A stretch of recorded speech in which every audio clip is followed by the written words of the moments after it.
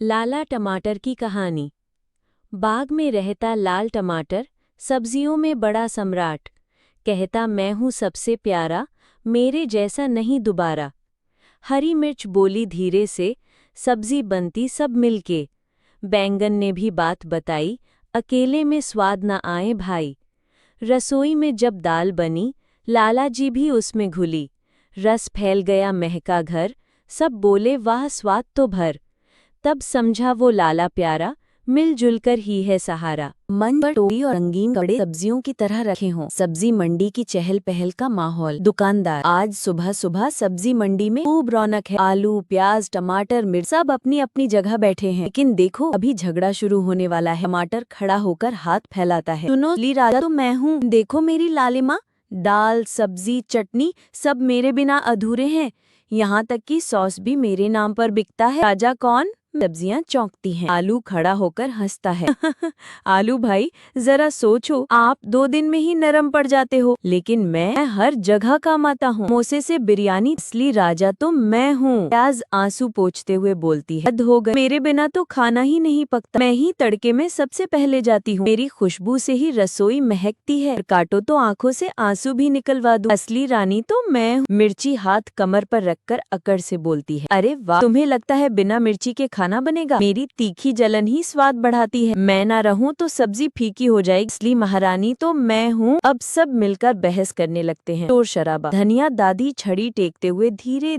एक छोटे से गांव में रामू लोहार नाम का एक गरीब लोहार रहता था। उसका घर मिट्टी और फूस का बना हुआ था। उसके पास अपनी छोटी सी भट्टी और औजार, जिनसे वो पूरे गांव के लोगों के लिए हल, दरांती, कुल्हाड़ी, कुदाल और घोड़ों की नाले बनाया करता था। रामू मेहनती तो बहुत था, लेकिन मेहनत का सही मूल्य उसे कभी नहीं मिला। लोग उससे काम करवाते, परंतु मजदूरी देने में टाल मटोल कर देते। कोई कहता रामू अगले हफ्ते दे दूंगा, कोई कहता अभी पैसे नहीं है, सल बिके तो दे दूंगा, और कुछ तो ऐसे भी थे जो कभी पैसे देते ही नहीं थे। रामू का संघर्ष। रामू की पत्नी गोमती और 2 छोटे बच्चे थे। घर का चूल्हा अक्सर खाली ही रह जाता। बच्चे भूख से रोते तो रामू का दिल टूट जाता, परंतु रामू हार मानने वाला आदमी नहीं था। वो रोज सुबह उठकर भट्टी जलाता और लोहे पर हथौड़ा चलाता। उसका सपना था कि एक दिन वो अपने बच्चों को पढ़ा लिखाकर बड़ा आदमी बनाएगा, पर सपने और हकीकत में बहुत फासला था। गाँव में मेले की तैयारी। एक दिन गाँव में बड़े मेले की घोषणा हुई। आसपास के गाँव से लोग आने वाले थे। मेले में घुड़दौड़ की प्रतियोगिता भी रखी गई थी। प्रतियोगिता जीतने वाले को बड़ा इनाम मिलने वाला था। रामू के मन में विचार आया कि अगर मैं किसी घोड़े के लिए मजबूत और टिकाऊ नाल बना दूं, तो मालिक जीत सकता है और शायद मुझे भी अच्छा इनाम मिल जाए। नाल बनाने की कोशिश। रामू ने दिन रात मेहनत। उसने सबसे बढ़िया लोहे को भट्टी में गलाकर 4 नालें तैयार की। हर चोट पर वो ये सोचता कि ये नाल किसी की किस्मत बदल सकती है, शायद मेरी भी। मेला वाले दिन सुबह सुबह रामू उन नालों को लेकर मेले में पहुंचा। उसने बहुत से घोड़ों के मालिकों को अपने नाल दिखाए, लेकिन सभी ने कहा हमारे पास पहले से नाल है, हमें नई नाल की जरूरत नहीं। रामू निराश हो गया। उसकी आंखों में आंसू आ गए। उसने सोचा शायद किस्मत हमेशा मेरी दुश्मन ही रहेगी। किस्मत का मोड़। तभी एक घोड़े का मालिक दौड़ते हुए आया। उसका घोड़ा शेरा अचानक लंगड़ा गया था, क्योंकि उसकी एक नाल टूट गई थी। प्रतियोगिता शुरू होने में थोड़ी ही देर थी। वो आदमी परेशान होकर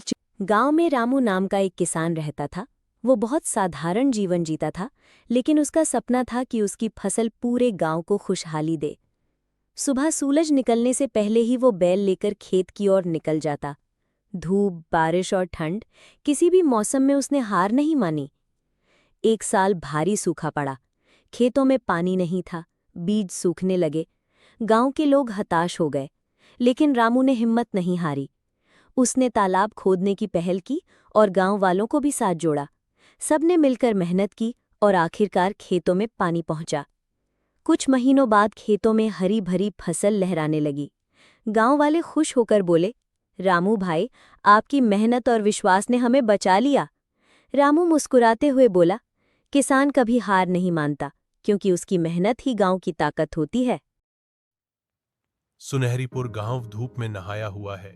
हरे भरे खेतों और खुश बच्चों का आश्रय स्थल। सामंजस्य के बीच राघव काका घोषणा करते हैं, मेरे बच्चों, खेत में अनाज उगता है, लेकिन असली सोना हमारी कड़ी मेहनत और आपसी सामंजस्य है। ग्रामीण काम कर रहे हैं। उनके चेहरे सूरज की गर्मी और उनकी मेहनत की समृद्धि को दर्शाते हैं। सूखे गांव में मातम छाया हुआ है, क्योंकि परिवार अपने घरों को छोड़ रहे हैं। रीना और मोहन सूखे तालाब के बगल में खड़े होकर विचार कर रहे हैं कि कैसे अपने गांव में हरियाली वापस लाई जाए।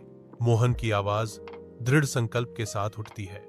अगर हम सब मिलकर तालाब को साफ करें और पानी लाने के लिए एक नहर बनाएं, तो गांव फिर से हरा भरा हो जाएगा। सामूहिक प्रयास की एक सिम्फनी में ग्रामीण अपने तालाब में फिर से जान फूंकते हैं। बच्चे मिट्टी के साथ भागते हैं, बुजुर्ग प्यार से पेड़ लगाते हैं। राघव काका की आवाज ज्ञान से गूंजती है। याद रखना बेटे, गांव की असली ताकत उसकी मिट्टी में नहीं, बल्कि ग्रामीणों की एकता में है। एकजुट ग्रामीण चिल्लाते हैं, हमारा गांव, हमारी ताकत।